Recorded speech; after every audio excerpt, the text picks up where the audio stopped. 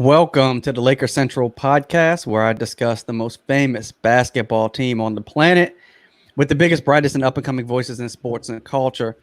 Before I get into today's show, you might have seen me announce this on Twitter, but Laker Central and Crossover, we have a brand new sponsor, Thrive Fantasy. For all you guys that are into fantasy sports and prop betting, you can go to thrivefantasy.com. You can download the Thrive Fantasy app on the App Store, on the Google Play Store. Use promo code crossover, and when you deposit $20, you get a bonus $20 from Thrive. So check those guys out. Use promo code crossover. So, Vinay, welcome to the show, man. Lakers get a win. How you feeling? We got our first win of the day. West Coast fans felt what it's like to wake up at extreme hours to watch a Lakers game, and the East Coast folks were able to enjoy it at noon. It was a great game today, Alex. I thought, they came out just kicking butt on the defensive end. And granted, Orlando was bricking a ton of wide open shots. But it was great to get a win, even though we know it doesn't really mean anything. But there were a lot of improvements from the first scrimmage. Any that stood out for you? What did you think? Man, the obvious is Kuz, right? Yep. Kuz looked a lot better. 25 points. Forget about, just how many points he scored. He looked aggressive. He looked comfortable. Mm-hmm. And I know it was against the Magic, so it's not like we're going to meet them in the finals or anything. Mm-hmm. But it was nice just to see him catch a rhythm. Like, that's what I was looking for, just to see him get a rhythm. So even if he only scored 10 points, were those 10 points in the flow of the offense, were they good looks, things like that. And he was cooking. I think he hit like 4 threes in the first quarter or something like that. It was good to see him step up, especially when Anthony Davis went down. So that's what I saw, man. What were you looking at? Yeah, it was. It's just to build on what happened the first game. He looked really active. He looked really spry. He looked like he was. He had good mobility. In that first game, he just wasn't making his shots. He missed a bunch of short floaters and stuff like that. And today, it seemed like he was still doing the same exact thing. He's still coming off the screens really well, attacking the rim really well, really getting into the things that he likes to do. And he just made them today. Like, obviously, we know he's not going to be starting off games 4 for 4 and, being like, I think he was like 6 of 7 or something like that, some number at some point. By the way, happy belated birthday to him. But it was just good, man. It was good to see him get in rhythm. And you could tell, I think you made a good observation on that last post game, saying that, like, when he misses, he almost plays as though he's trying to make up, like it's a mistake, like he's trying to make up for it, and part of him hasn't understood that, like, it's all right if you brick 5 in a row, it just keep playing and let the game come to you, because you never know when your number might be called and when you just need to, when you make that shot. And today it felt like actually the opposite. It felt like he was hot early, so you could tell his confidence kept growing and growing. And, it's one of those things that I think is indicative of what happens to younger guys in the league. Mm-hmm.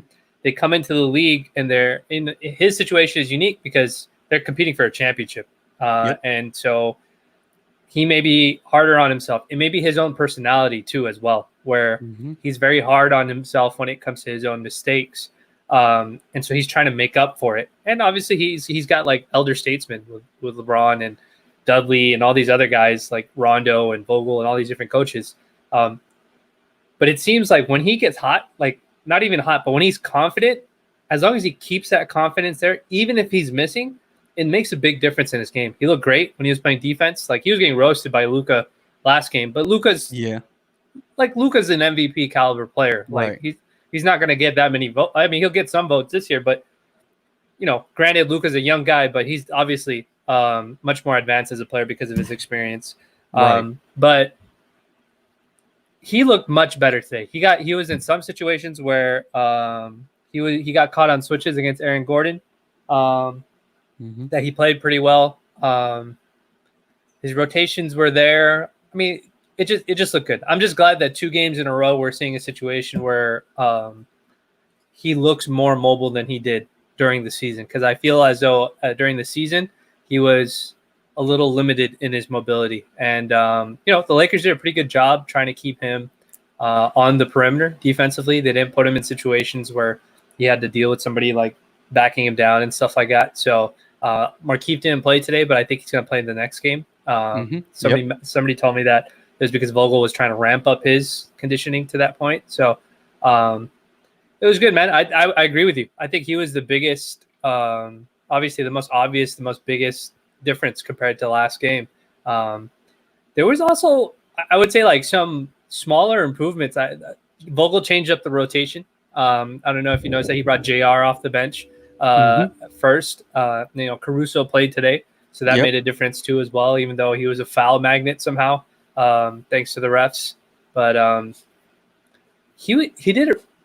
I feel like everybody kind of made like small improvements. I thought I saw a lot of pump fake the 3, drive to the rim, find the open guy for a dunk or a layup today. I thought Pope did a lot of that today.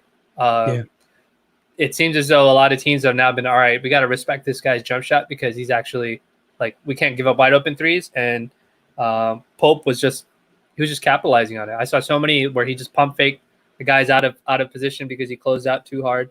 And he was good, man. I thought the team did really well. They got a little sloppy in the third, but overall, I think he did a good job.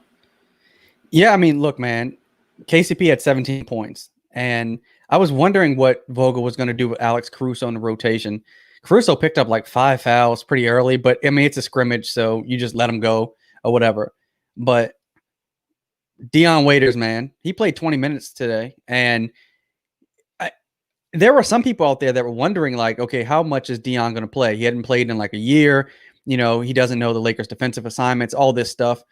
Vogel was playing him a lot relative to some guy that hasn't played in a year. And I'm looking at his stats, 12 points, 5 of 9, hit a couple of threes. Again, man, you look at the game the other day and then look at today, he continues to be in these scrimmages exactly what we hoped that Dion Waiters was going to be. And I love what this guy does. I really do. And I think, I don't know if you tweeted this or Pete, one of you guys, not that you guys look the same or anything like this, but one of you guys tweeted this. If Pete, if you're watching this, I want to give you a big shout out because Lakers Twitter is now being taken to another level. Pete, Laker Film Room. I mean, he works for the Lakers now, but he's doing like almost like one possession later, he's pulling clips of games of like some footage. That is, I don't see anybody doing that. This is next level stuff. So I appreciate you, Pete. We appreciate you and the effort that you're putting in, pushing those plays out practically real time for us. It might have been Pete that said the Lakers have Dion, Kyle Kuzma, and J.R. Smith. And any of those 3 can get white hot in a moment's notice. And you get one of those guys hot, like you saw Kuz today, it's lights out for a lot of these teams, man. I don't know how they compete. Yeah, there was a point. So it was Pete that tweeted that, and I think I retweeted him. But I was going to say there was an example of what's it called? An example of where like Dion they just kept running pick and roll plays for Dion and Dwight, and it legit seemed like Dion was getting bored. Like he was doing it, and then Dwight is a humongous being. He screens the guy so well that Dion just like last game, he has so much space. There was a time I thought there was like a second or third pick and roll where Dion was just like standing there, just like waiting for Dwight. He's just like, all right, man, you delivered the screen. I'm just waiting for you to get wide open so that I could just give you the lob. And like you could tell Dion could have probably shot it because the guy wasn't gonna. I forgot who it was who was playing drop for them. Somebody was playing drop coverage. I don't think it was Vucevic, but it may have been him. And he could have pulled up just as easily. But just the threat of Dion being there and the threat of like Dion freezing kind of the guy that's trailing him, like I was just like, "Wait, this guy's got to be bored." Deion's probably sitting there like, "All right, man. Like I could have taken this for a layup. I could have pulled Right. up for this." But I'm glad that he's buying into it. He's working within Vogel's direction, and he set up Dwight. JR set up Dwight for like this insane lob. He threw a lob that I was just like, "Yo, if you threw this in high school, your coach would have pulled you from the game."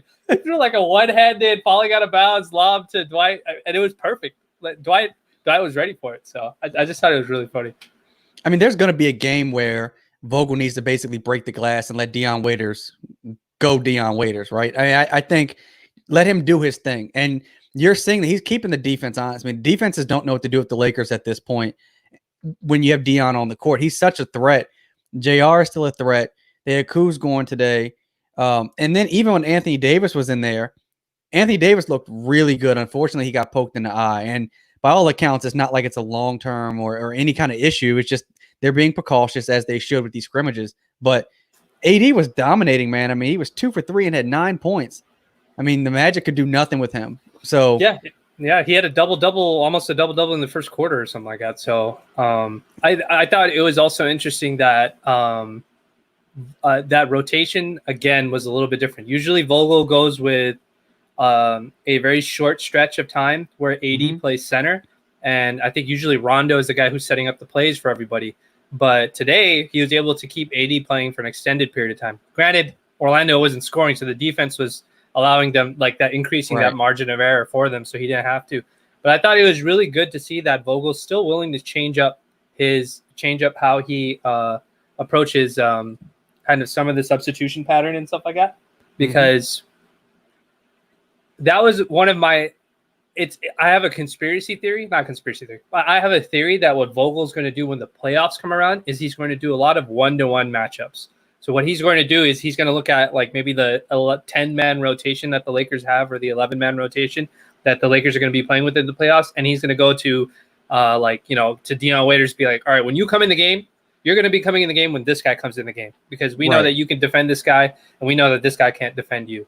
And I think he's going to be doing that with Anthony Davis and the staff in general. And from what it seems like, Davis has kind of bought into that. Like, look, when teams want to deploy a spacing center, we're going to need you to play center for the Lakers, because you can defend the rim, you can go out there. JaVale can't do that. Dwight can do that to limit. Like if it's like Jokic or something like that, Dwight can do it. But like a guy like Vucevic, who is definitely much more finesse than he is like physical.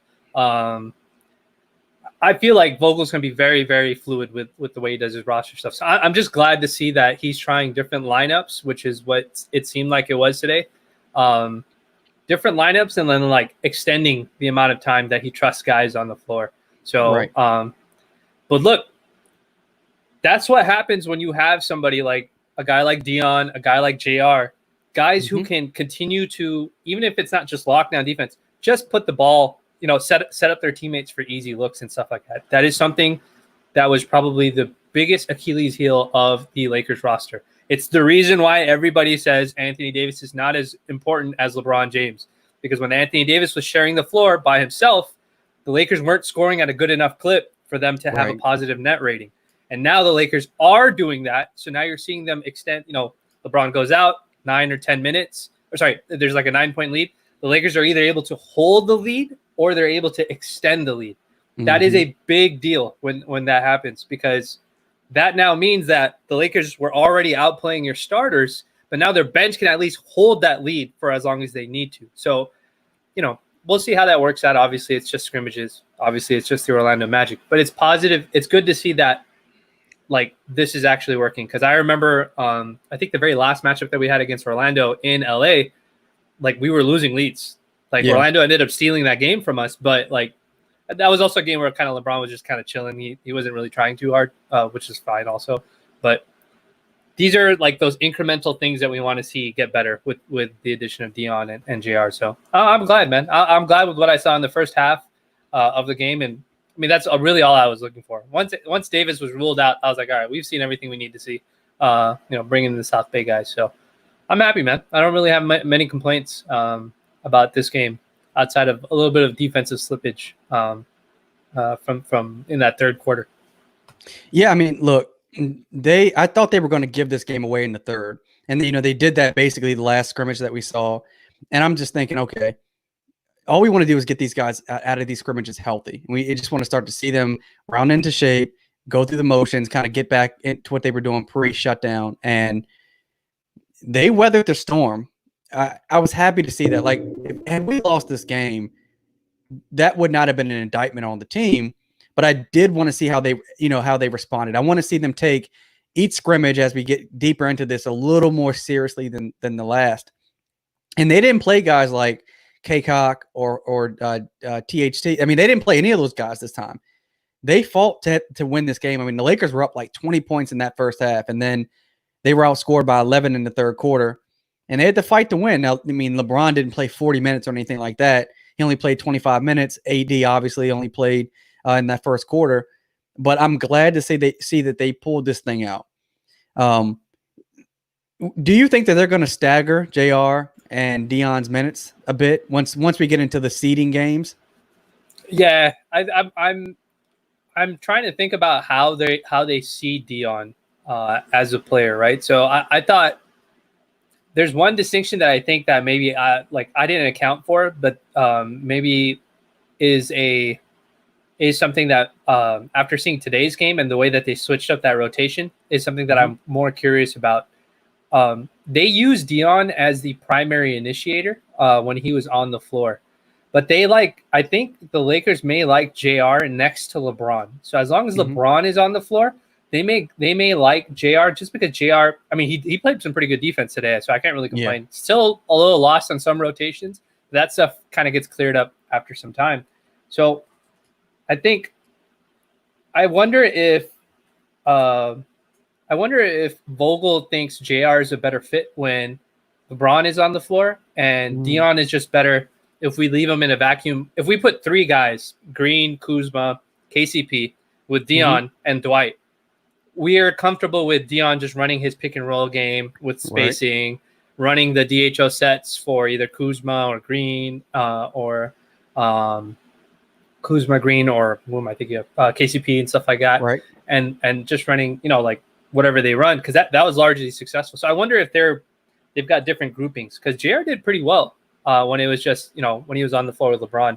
And one of the things I was going to say is you can probably trust JR a little bit more than Dion when it comes to like his defensive responsibilities. Because I think that today was another game where I saw like a little bit of slippage from Dion. He got kind of lost on his rotations when it came to it. And I know in Miami, like they would put like 4 really good defenders and let kind of Dion go one-on-one against guys. So I wonder if Vogel's going to be like, all right, we have to be careful with how we insert Dion in here. We want to have chemistry and stuff like that be set up. So I think they will stagger them.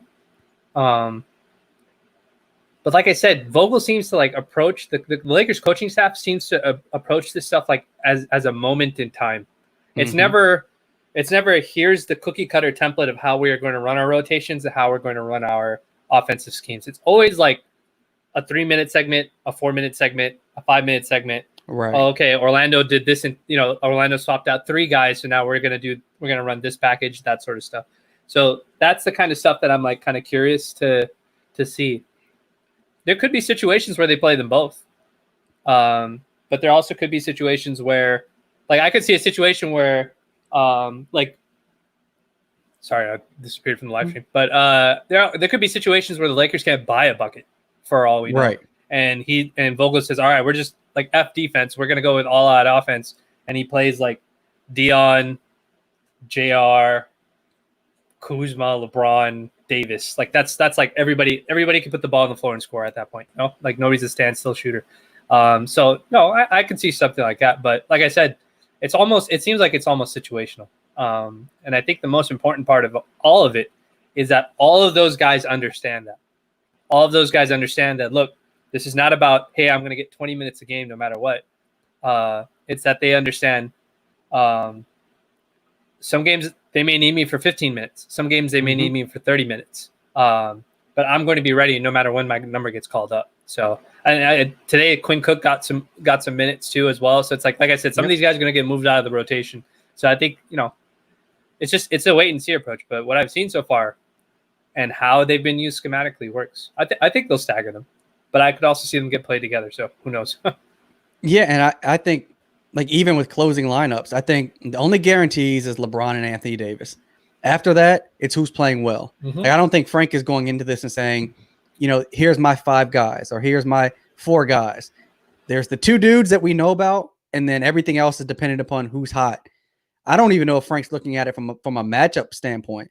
I feel like Frank is just like, this is who's playing well. It seems to be the way he coaches. What do you think? Yeah, no, I agree with you wholeheartedly. I think he's said it in interviews before the scrimmages start. He straight up said, look, our 3rd best player is whoever's playing well. There's no, like, we know who our best 2, 3 guys, like we know Green's probably our best big perimeter defender right now. But especially with Bradley out, but like he's basically said it's LeBron, AD, and whichever 3 guys are performing well that night. And it's not necessarily performing well. It's more like who's giving us advantages and performing well at the same time. Right. So even though Kuzma put up 25, if he's getting roasted on all of his defensive possessions, Frank's not going to play him. Like Frank's going to pull him.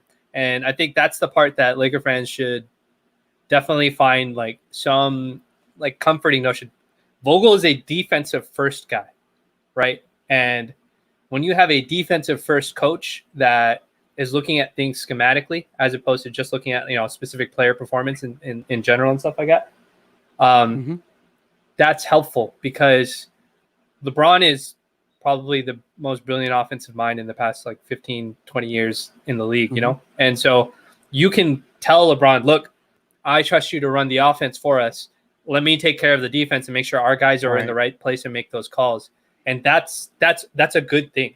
That's what works. That's what makes guys as good as they are on this team. And I would say that compared to probably LeBron's previous teams, Frank and the way this roster has been constructed, Frank has a really, really good what's the word I'm thinking of? He has a really, really good ability to evaluate on a much deeper level what the defensive strengths of the Lakers players are. So I have a write-up that I'm doing in regards to that I'll probably push out next week that kind of covers this sort of thing. But it's almost Nick Nursian is the best way I can describe what it is. Last year as the Raptors were making their way through the playoffs before they made it to the finals, actually, let me say this first before I say anything. The Raptors were a good team last year, okay? Before Kawhi Leonard even appeared. The Raptors were a good team before the DeMar DeRozan trade happened for Kawhi Leonard. The only thing that was preventing the Raptors from getting to the finals was LeBron James, okay? Nick Nurse is a very good coach, and Nick Nurse makes the same defensive adjustments that Frank Vogel is making this year.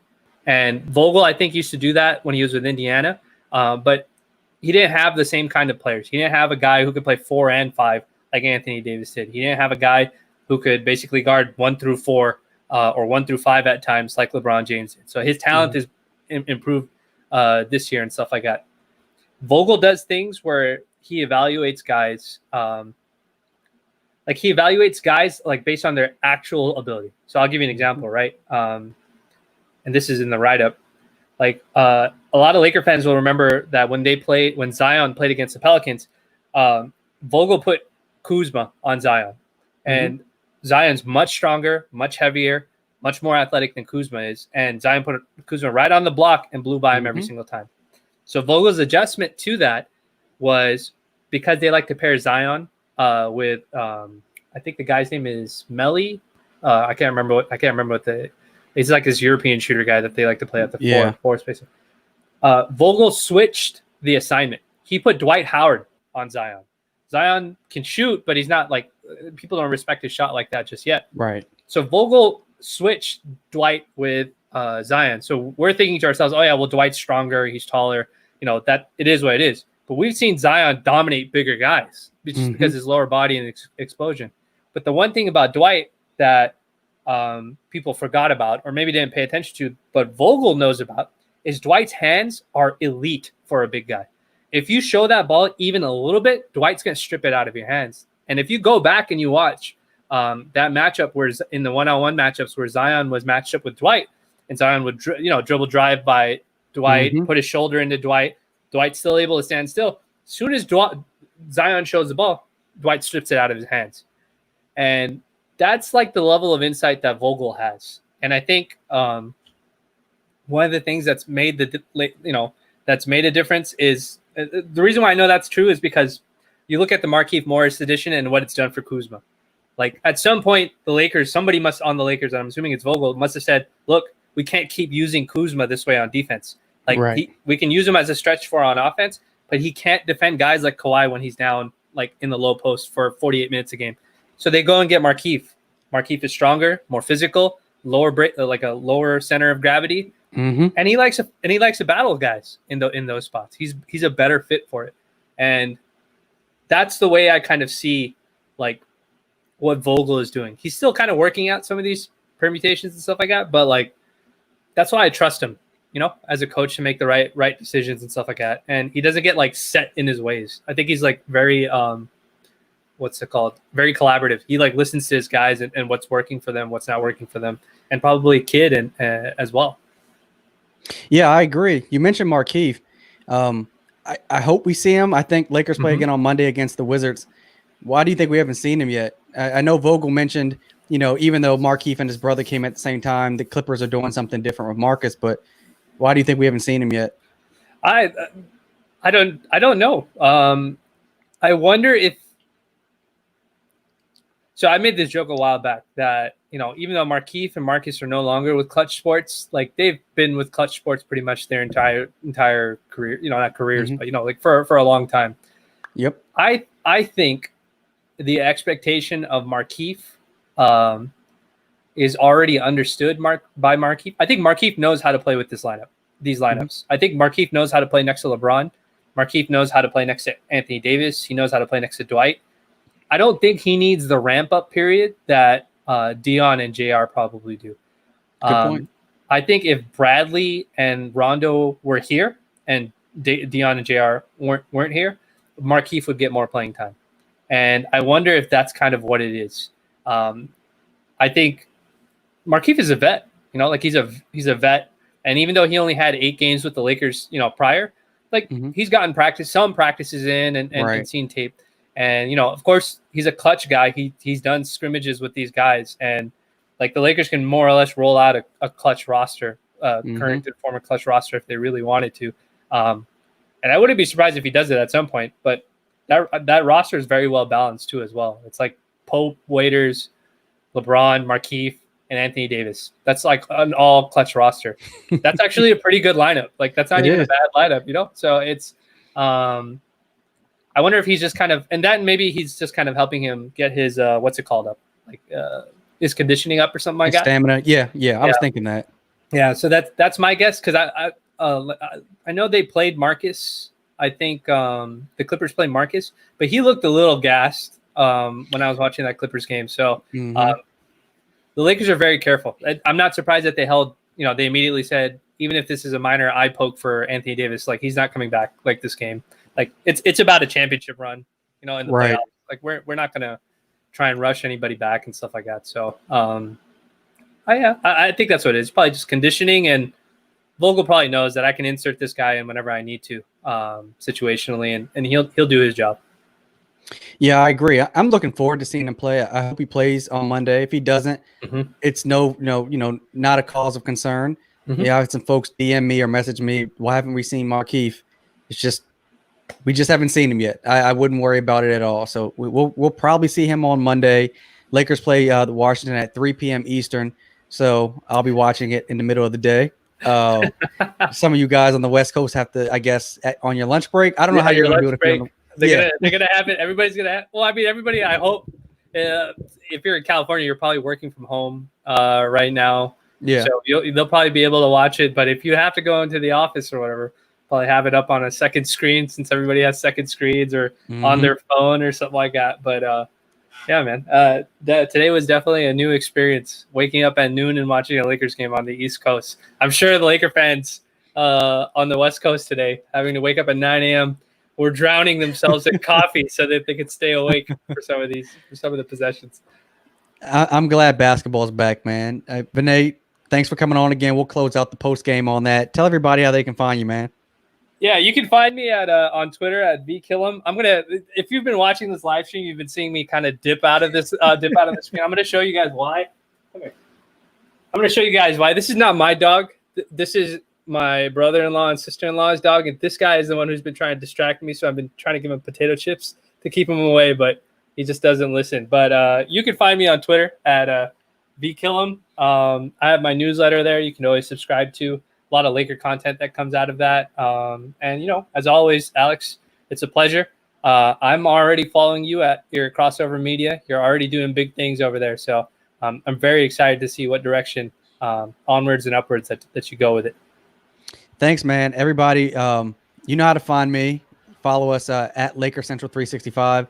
But Nate just mentioned it. I launched a media company, Crossover Media. We're producing podcasts, live streams, all kinds of stuff. So follow Crossover on Twitter at Crossover365. Follow us on Instagram at Crossover365. I just interviewed an amazing mental health therapist this morning. I'm interviewing an amazing journalist this afternoon. The interviews have been nuts. So they start rolling out on Monday, folks. So look out for that. We'll close out on that. The Lakers will play again Monday at 3 p.m. And you've been listening to Laker Central.